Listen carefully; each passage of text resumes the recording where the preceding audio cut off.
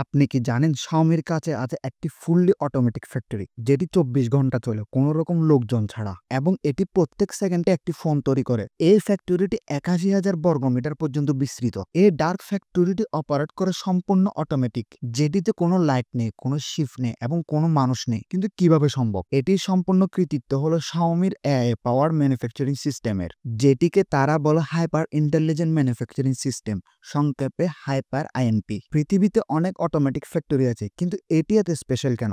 দেখুন, বেশিরভাগ factory special অটোমেশনে চলে। এর মানে প্রত্যেক মেশিন শুধুমাত্র একটি মাত্র কাজ করতে পারবে এবং বারবার সেম কাজটি করবে, কিন্তু যতক্ষণ পর্যন্ত কোনো সমস্যা হবে না, যেমন কোনো পার্টস জায়গা থেকে নড়ে গেছে অথবা কোনো সেন্সরের গ্লিচ হয়েছে। আর এইসব সমস্যা মেশিন নিজে নিজে হ্যান্ডেল করতে পারে না এবং তখনই দরকার হয় মানুষের হেল্প। কিন্তু Xiaomiর এই ফ্যাক্টরিটি সম্পূর্ণ ডিফারেন্ট। এর মেশিনগুলো শুধু ইনস্ট্রাকশন ফলো করছে না, এগুলোকে ট্রেন করা হয়েছে central AI system hyper IMP দিয়ে, যেটি রিয়েল টাইম ডাটা সেন্ড করে। এই এআই সিস্টেম ওই রিয়েল টাইম ডাটা দিয়ে ফ্যাক্টরির মেশিনকে অ্যানালাইজ করে এবং মেশিনে কোনো সমস্যা হলে এটি নিজে নিজে ঠিক করে, কোনো রকম হিউম্যান হেল্প ছাড়া। কিন্তু এটি বড় কথা নয় যে Xiaomi প্রত্যেক সেকেন্ডে একটি ফোন বানায়।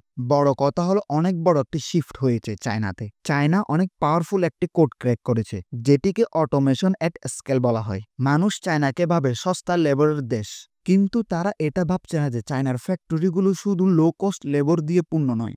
ফ্যাক্টরিগুলো এখন কমপ্লিটলি অটোমেটিক হয়ে গেছে এবং সম্পূর্ণ ফ্যাক্টরি রোবট দ্বারা কন্ট্রোল করা হয়। এবং এটি এমন একটি অটোমেশন যেটি পরিবর্তন করে দিবে কিভাবে একটি কান্ট্রি ইনোভেশন করে। চায়না রোবট ইউজ করছে শুধুমাত্র কাজ তাড়াতাড়ি করানোর জন্য নয়, তারা এটি ইউজ করছে মানুষের সময় বাঁচানোর জন্য, যাতে মানুষ বারবার একটি কাজ করা বন্ধ করে ইনোভেশন এবং টেকনোলজি ইমপ্রুভ নিয়ে কাজ করে। এরকম আরও টেক রিলেটেড ভিডিওর জন্য লাইক অ্যান্ড সাবস্ক্রাইব।